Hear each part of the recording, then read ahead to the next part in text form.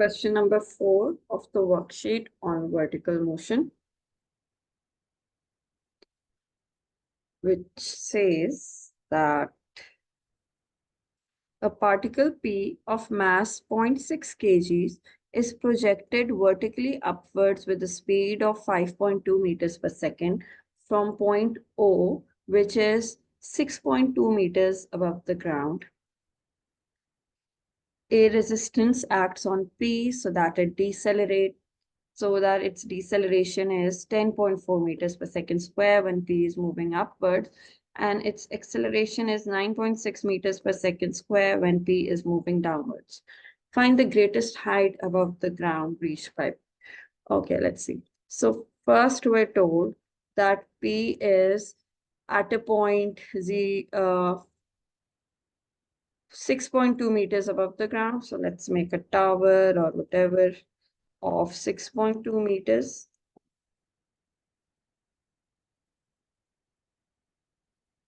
Here's the particle P, and its mass is 0.6 kgs. Okay. And it is moving vertically upwards with a speed of 5.2 meters per second. So U is going to be 5.2. A resistance acts on it so that its deceleration is 10.4. So when it's going upwards, it decelerates.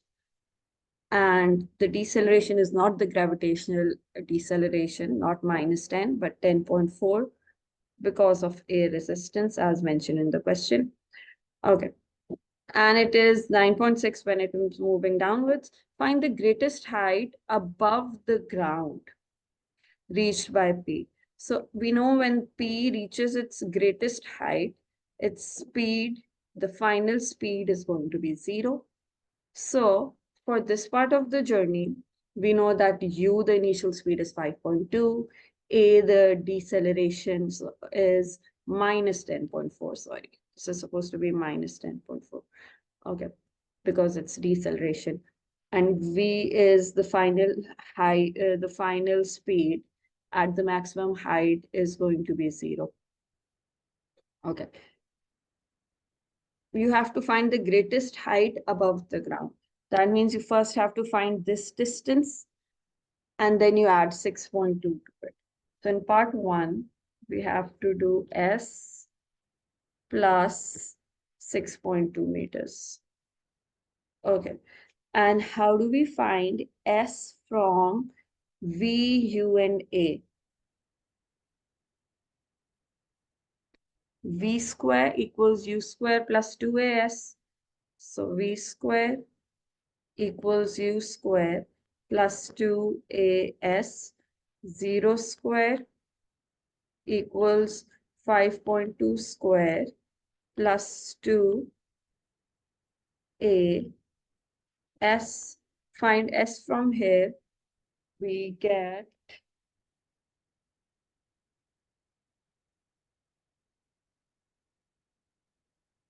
1.3 meters after rearranging and all. Okay, so when you make S the subject, it will come out to be 1.3, and then you add 6.2 to it.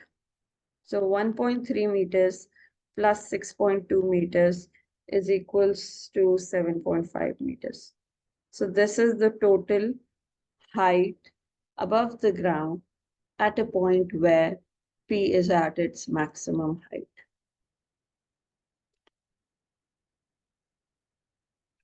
Any questions in part 1?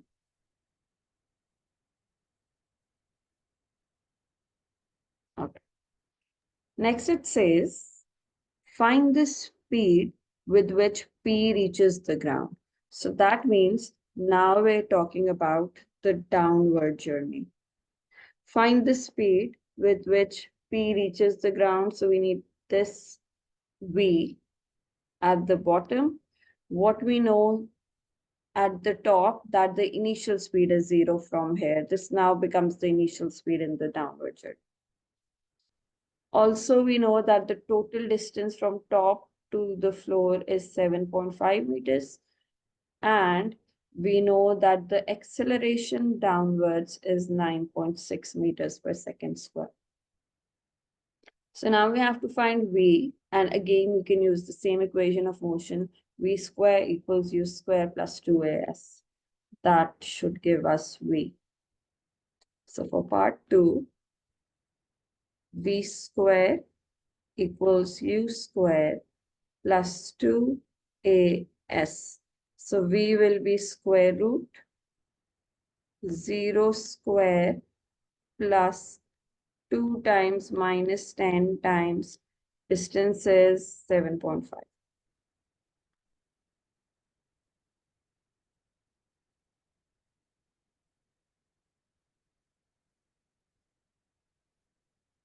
Sorry, it's not minus 10, it's 9.6. Acceleration is plus 9.6. Okay, this gives 12 meters per second.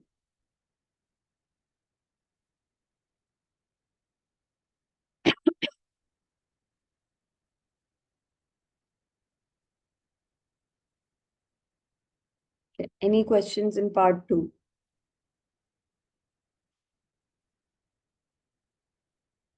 Part 3 is total work done. We haven't studied work done yet, so we're not doing this. We'll do this when we do the chapter on work and power and energy. So we're not doing 3 for now.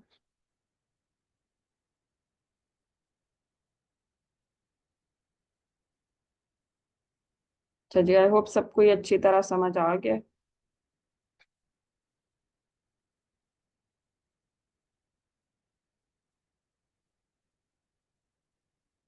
Ji miss आ गया. ठीक है, question 5 करते हैं.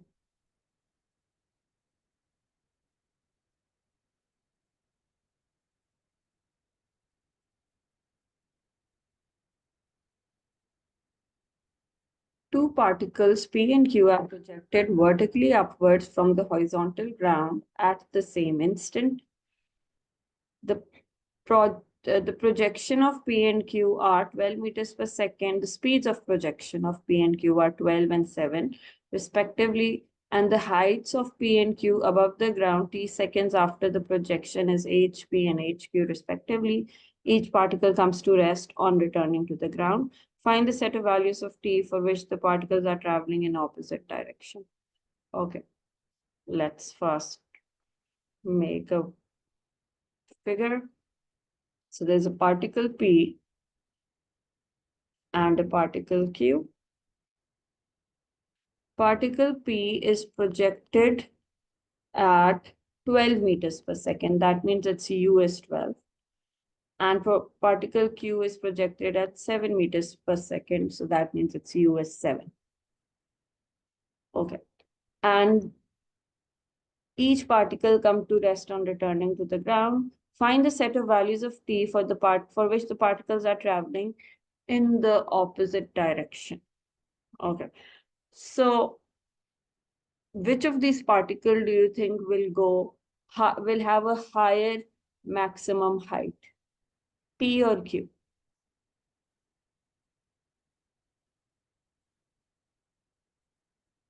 P is projected with 12 meters per second speed. Q is projected with 7 meters per second speed. So कौन सा particle ज्यादा ऊंचा जाएगा? किसकी maximum height बड़ी हो? P. हाँ, P की, क्योंकि ज्यादा स्पीड से उछाला गया तो उसने ज्यादा हाइट पकड़नी. ठीक है, लेट्स से ये इतनी हाइट पकड़ेगा और लेट्स से ये इतनी हाइट पकड़ेगा. ठीक है, अब ये जो मैक्सिमम हाइट होती है इस पे स्पीड क्या होती है? 0. हाँ, तो दोनों का इधर v0 और यहाँ पे भी v0. अभी हम बात कर रहे हैं अपवर्ड जर्नी की. एक और पैरामीटर भी हम लिख सकते हैं इस फिगर में. वो क्या है?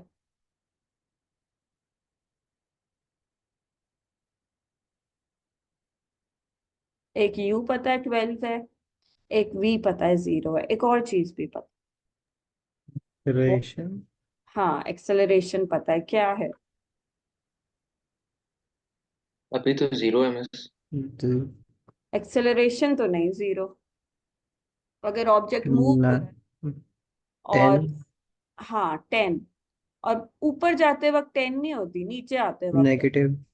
हाँ, ऊपर जाते वक्त -10, क्योंकि डीसेलरेट कर रहा होता है ना ऑब्जेक्ट। देखो स्पीड कम हो रही है, पहले 12 है फिर 0 हो रही है, तो वो डीसेलरेट कर रहा है, तो -10। So we can enter a equals -10 in both the figures as well. Okay, now let's read the question. Find the set of values of t for which the particles are traveling in the opposite direction. Okay, so this particle will reach its maximum height quicker,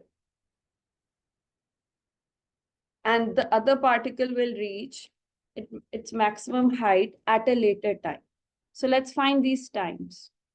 At what time do both the particles reach its maximum height? Time at which particles reach max height. Okay, so which formula should I use that gives me T from U, A, and V? You know, U is 12 for the first one, A is -10, and V is 0.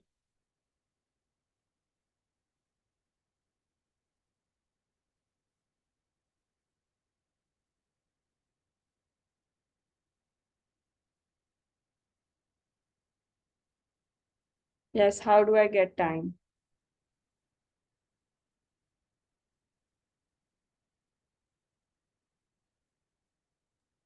Miss, I'm sorry, I'm still a little confused on how A is equals to -10. Could So you you please have explain that to again? memorize this. You just have to memorize this. In a free fall motion, when an object is going upwards, the acceleration is -10. When the same object is coming downwards, it's going to be +10. ठीक है, ये याद okay, रखें। ये set value है। हाँ जी, ये set value gravitational okay, acceleration है। और ये भी बात याद रखनी है कि मैक्सिमम हाइट पे v 0 होती है। ठीक है। ठीक है, ओके जी। कौन सी इक्वेशन ऑफ मोशन लगेगी इधर जिसमें t निकलेगा v, u और a से?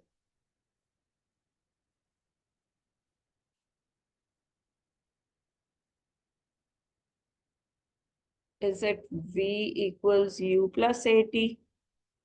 Is it v square equals u square plus 2as? Is it s is equals to ut plus half at square? Is it s is equals to vt minus half at square? Or is it s is equals to half u plus v times t?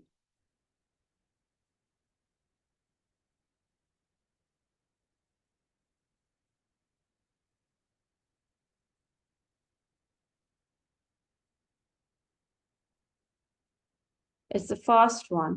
V is equals to u plus at. बेटा ये आना चाहिए, ये क्यों नहीं मुझे कोई बता रहा? V equals u plus at. Simple सा सवाल है कि ये पैरामीटर्स हैं, कौन सी इक्वेशन लगेगी जिसमें u है, v है, a है और t है? So it's this one. V is equals to u plus at. 0 equals 12 minus 10 t. So t is equals to 1.2 seconds.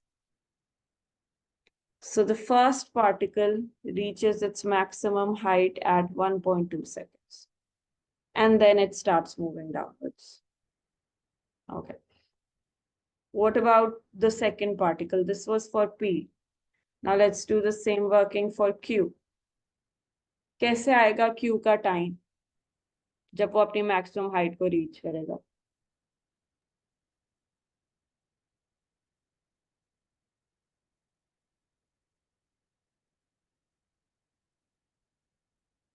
Q के लिए भी आपको U पता है 7 जी। पहली इक्वेशन ऑफ मोशन है। हाँ सेम। सो टाइम हमें पता करना है। U पता है 7 है, A पता है -10 है, V पता है 0। So this becomes V is equals to U plus 80. 0 is equals to 7 minus 10t. T is equals to 0.7 seconds.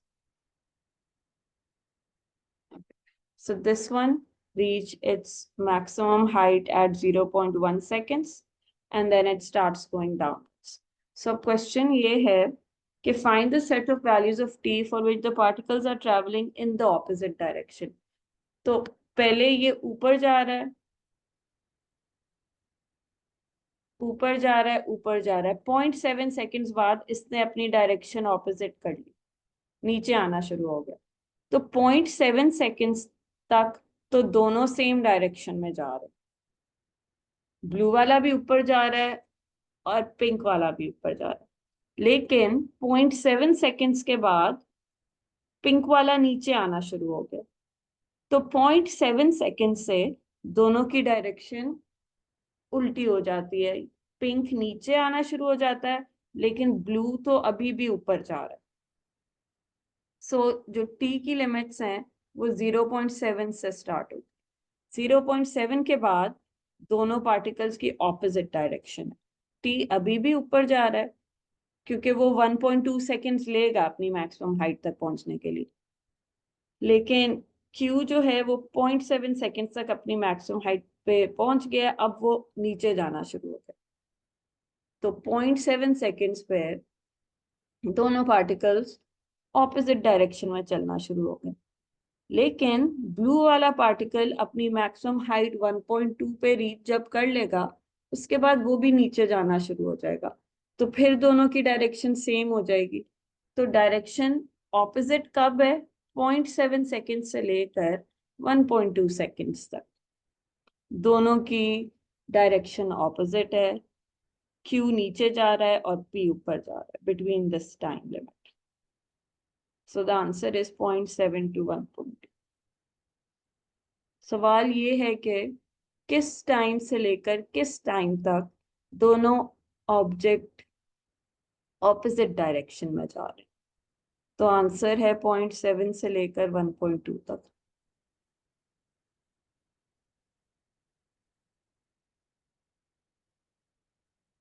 Okay, इधर कोई क्वेश्चन है तो प्लीज पूछो।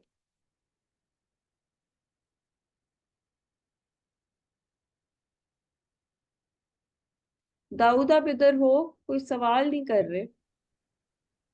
मैम मैं साथ साथ बस लिख रहा हूँ। अच्छा, तो जो चीज नहीं समझ आ रही वो साथ ही पूछनी है, वरना फिर इन लेसन्स का कोई फायदा नहीं है अगर आपकी क्वेरीज, अगर आप क्वेश्चंस नहीं पूछ रहे। चलो पार्ट 2 करते हैं। At a certain instant P and Q are above the ground and 3HP equals 8HQ। अच्छा, अब उन्होंने कहा है कि 3 कोई ऐसा इंस्टेंट है जिसमें 3 डिस्टेंस कवर्ड बाय P को अगर हम 3 से मल्टीप्लाई करें तो वो इक्वल हो जाता है distance covered bye Q times 8। तो जब ये इंस्टेंट है तो फिर वेलोसिटी क्या है P की और वेलोसिटी क्या है Q की? तो पहले तो हमें चाहिए कि कौन से टाइम पे ये इक्वेशन सही है कि 3HP 8HQ के बराबर है। अब ये HP है डिस्टेंस कवर्ड बाय P और HQ है distance covered bye Q। This is actually SP distance covered bye P, वो हाइट है, and this is actually SQ। क्या फॉर्मूला है SP का और SQ का? पेरीमीटर्स ऊपर क्या क्या है? यू पता है दोनों का, ये पेरीमीटर यूज होगा, यू इसका 12 है और इसका यू 7। फिर एक्सेलरेशन यूज हो जाएगी, इसकी एक्सेलरेशन -10 है और इसकी एक्सेलरेशन भी -10, और कोई पैरामीटर नहीं यूज होगा। ना हमें पता है कि किस टाइम पे ये इक्वेशन ट्रू होती है कि इतना डिस्टेंस कवर हुआ है कि 3HP is equals to 8HQ, ना हमें ये पता है। और v भी 0 नहीं है इस इंस्टेंट पे, v 0 तो तब होती है जब हाइट मैक्सिमम है। अभी कहीं बीच में ही कोई डिस्टेंस है जिसमें distance covered by H P को अगर आप 3 से मल्टीप्लाई करें तो वो इक्वल है distance covered by Q times 8. So we have to find time. किस टाइम पे ये इक्वेशन ट्रू हो रही है? तो फिर S P is U T plus half A T square. ये फॉर्मूला यूज करते हैं. मतलब let me just write down the general formula first. S is equals to ut plus half at square. तो जो HP है which is SP is U12 है इसका T plus half minus 10 T square. तो ये आ गया 12T minus 5T square. ये आ गया. और इसी तरह HQ क्या आएगा? कौन बता सकता है?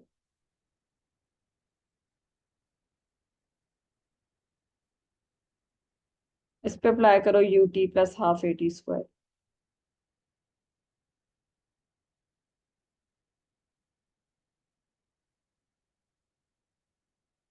U क्या है? Q का 7 है.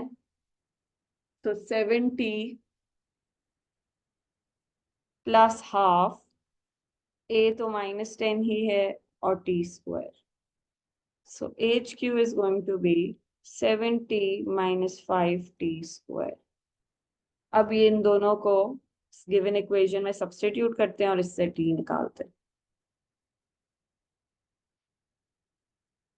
So it's going to be 3HP equals 8HQ. Okay, so 3 times 12T minus 5T square equals 8 times 7T minus 5T square.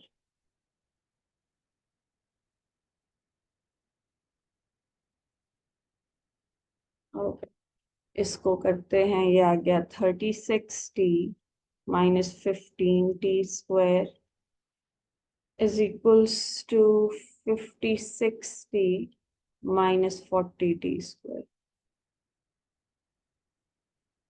इसको रीअरेंज करते हैं तो हमारे पास 40T square minus 15T square plus 36T minus 56T equals to 0 आ रहा है.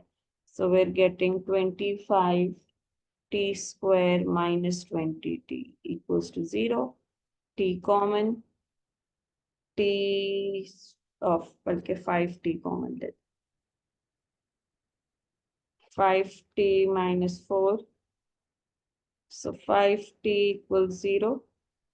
T is equals to 0. 5T minus 4 is equals to 0. T is equals to 4 by 5. चलिए, तो एक तो टाइम 0 पे ये इक्वेशन ट्रू है. टाइम 0 तो हम नहीं लेंगे. और एक टाइम 4/5 पे ये इक्वेशन ट्रू है. अब क्वेश्चन पूछा है कि जब ये इक्वेशन ट्रू है, मतलब कि जब दोनों के डिस्टेंसेस में ये रिलेशनशिप है, तो उस वक्त दोनों की स्पीड क्या है. तो अब आपको टाइम पता चल गया है कि किस टाइम पे डिस्टेंस के बीच में ये इक्वेशन बनती है. तो अब आप v फाइंड कर सकते हो. ठीक है. अब हम p के लिए देखते हैं हमें क्या क्या पता चल गया, और हम q के लिए देखते हैं हमें क्या क्या पता चल गया. p में और q में हमें पहले दोनों का u पता है. एक 12 मीटर्स पर सेकेंड है, एक 7 मीटर्स पर सेकेंड है. हमें दोनों की अपवर्ड डिसलरेशन पता है, -10. हमें अब टाइम भी पता चल गया है कि किस टाइम तक ये डिस्टेंस कवर किया गया. दोनों का टाइम 4/5 है. और अब दोनों के रिस्पेक्टिव वीज चाहिए, द फाइनल स्पीड. तो अब कौन सी इक्वेशन ऑफ मोशन यूज होगी जिसमें से v निकलेगा फ्रॉम UAT.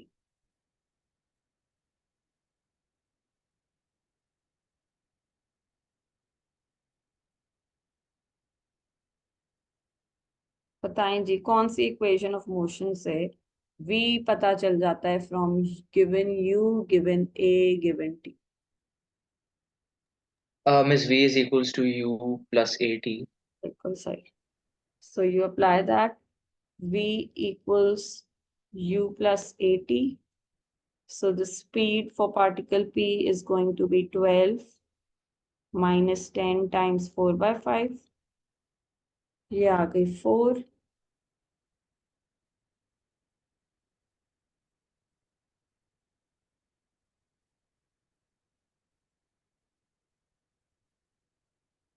सो इस इंस्टेंट पे p की फाइनल स्पीड 4 है, और यहाँ पे भी हम लगाएंगे v is equals to u plus A T.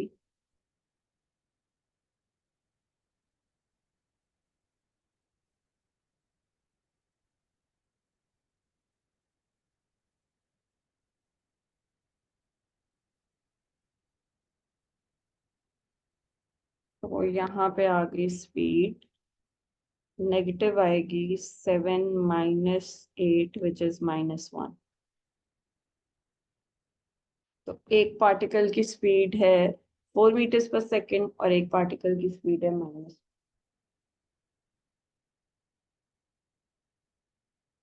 Okay, although you haven't been asked this in this particular question, लेकिन एक पार्टिकल की स्पीड नेगेटिव क्यों आ रही है?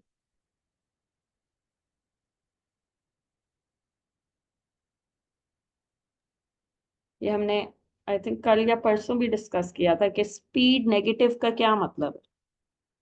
एक की स्पीड 4 है, ठीक है, एक की स्पीड -1 क्यों है? इसका मतलब है कि Miss दोनों, deceleration हो रही है. डिसेलरेशन तो दोनों की हो रही है जब दोनों ऊपर जा रहे हैं. दोनों के हमने a-10 यूज किए हैं, बट एक की फाइनल स्पीड 4 आई है लेकिन एक की फाइनल स्पीड -1 आई. इसका मतलब है कि p ऊपर जा रहा है लेकिन q उस वक्त नीचे आ रहा है.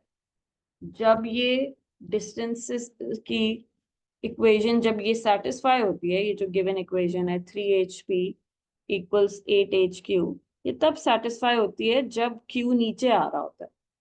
तो q ने अपनी कहीं मैक्सिमम हाइट रीच करके वापस गिरना शुरू हो गया, तब ये कंडीशन सेटिस्फाई होती है, क्योंकि that is indicated by different science obtained for both the वीज. एक वी पॉजिटिव आया, एक वी नेगेटिव आया. इसका मतलब है कि ये पार्टिकल्स इस वक्त ऑपोजिट डायरेक्शन में मूव कर रहे हैं.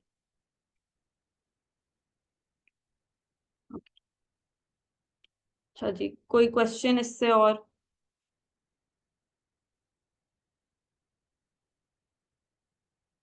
ठीक है, आप लोग इतना पार्टिसिपेट नहीं कर रहे हैं. I think I need to go slower और हर चीज पे सवाल करूं, ताकि मुझे पता हो कि सब जाग रहे हैं और सब सुन रहे हैं.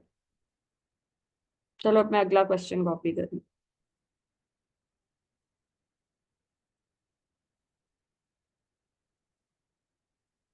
Okay, two particles A and B are projected vertically upwards from horizontal ground at the same instant. Speed of projection of A and B is this and this. चलिए, तो ग्राउंड से टू पार्टिकल्स अपवर्ड प्रोजेक्ट हुए हैं. एक particle A है, एक particle B है. दोनों की इनिशियल स्पीड बताई हुई है, एक की 5 है, एक की 8 है.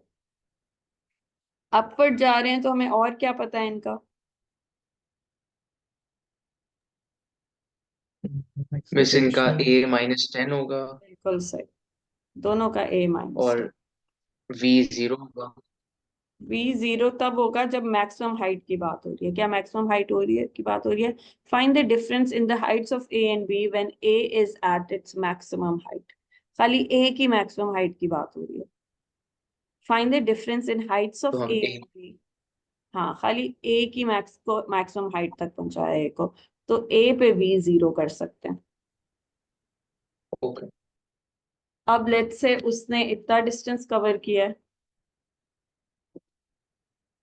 और आपको क्या लगता है बी इससे ऊंचा होगा कि नीचे होगा?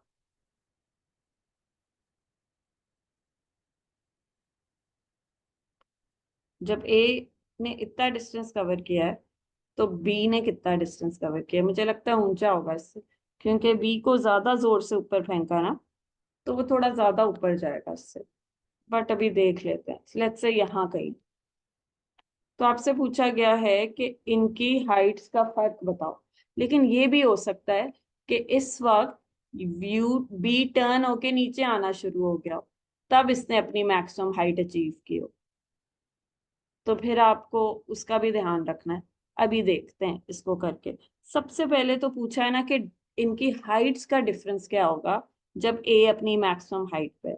तो हम ये पिंक वाला डिस्टेंस तो निकाल सकते हैं कि ए की मैक्सिमम हाइट है क्या। Let's start from there. के मैक्सिमम हाइट ऑफ ए कैसे निकलेगी?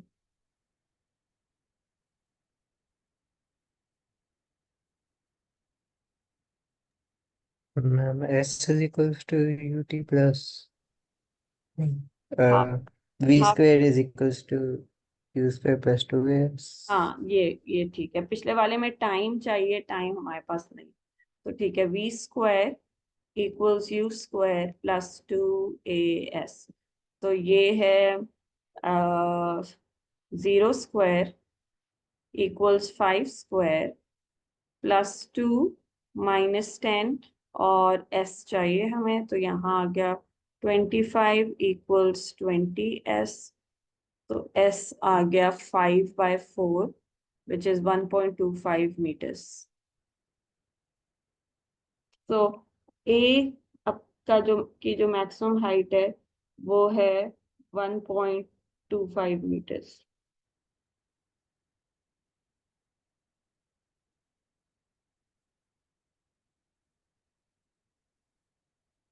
ओके यार, तो यहाँ पे ये है 1.25। ओके, अब जब ए ने 1.25 मीटर्स डिस्टेंस कवर किया है, तो उतनी ही देर में बी ने कितना डिस्टेंस कवर किया? तो अब वो हमें कैसे पता चलेगा कि जितनी देर में ए जीरो से जमीन से 1.25 मीटर्स ऊपर गया है, उतनी देर में बी किधर है? कैसे पता चलेगा? मैम बी के इस इक्वेशन में बी के पॉइंट्स सब्स्टिट्यूट करके ए के डिस्टेंस से माइनस करते हैं। ठीक है, तो बी का कैसे आएगा डिस्टेंस, जरा बताना। वो V square is equals U square plus लेकिन बी का टू वी ए। क्या है? बी का वी क्या है? मैम जीरो ही होगा, नहीं मैक्सिमम तो हाइट फिर पे तो जा रही आप है। नहीं, आप फिर तो आप ये कह रहे हो कि जब ए अपनी मैक्सिमम हाइट पे रीच करेगा उतने ही टाइम पे बी भी अपनी मैक्सिमम हाइट पे रीच करेगा। ये तो नहीं बात सही। ये थोड़ी पूछा है नहीं। कि दोनों के मैक्सिमम हाइट का डिफरेंस बताओ।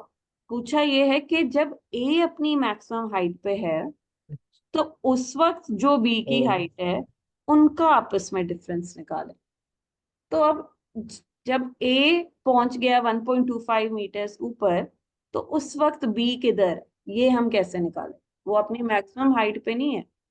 वो जहां पे भी है हमें पता करना है कहाँ पे। वो कैसे हम पता चले करेंगे?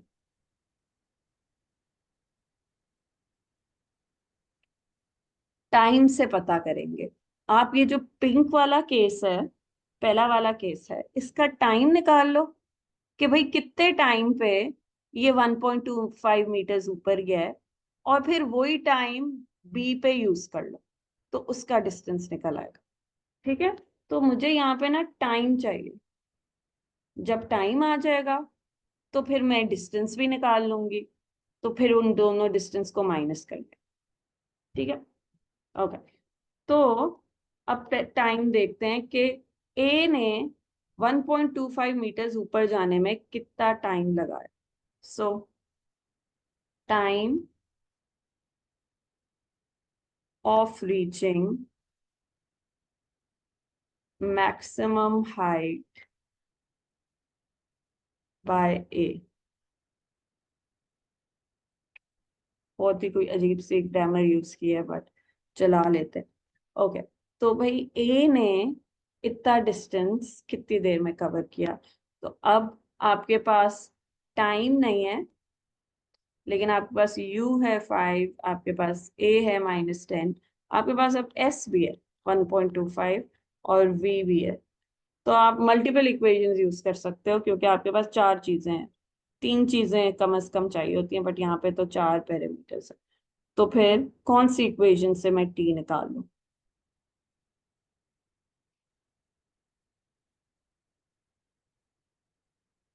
बताएं।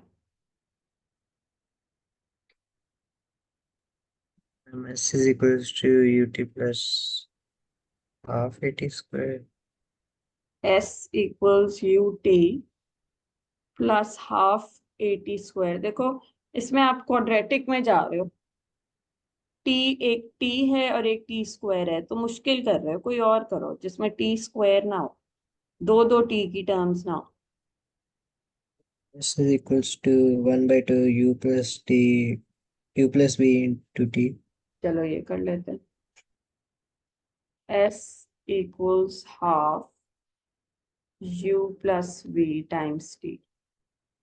1.25 equals half 5 plus 0 times t। तो ये हो गया 1.25 इक्वल्स, यहाँ हो गया 2.5t। तो t आ गया, इनको डिवाइड करके हाफ सेकेंड बन जाए, तो टाइम आ गया हाफ सेकेंड। इसका मतलब है कि हाफ सेकेंड में पार्टिकल ए बॉटम से अपनी मैक्सिमम हाइट पे चला जाता है। तो इतनी देर में बी ने कितना डिस्टेंस कवर किया, ये कैसे निकालें?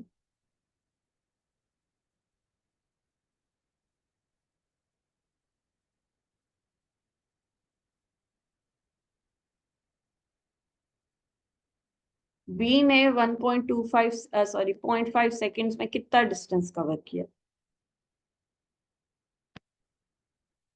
अब फाइंड करना है distance covered by B at time is equals to half seconds.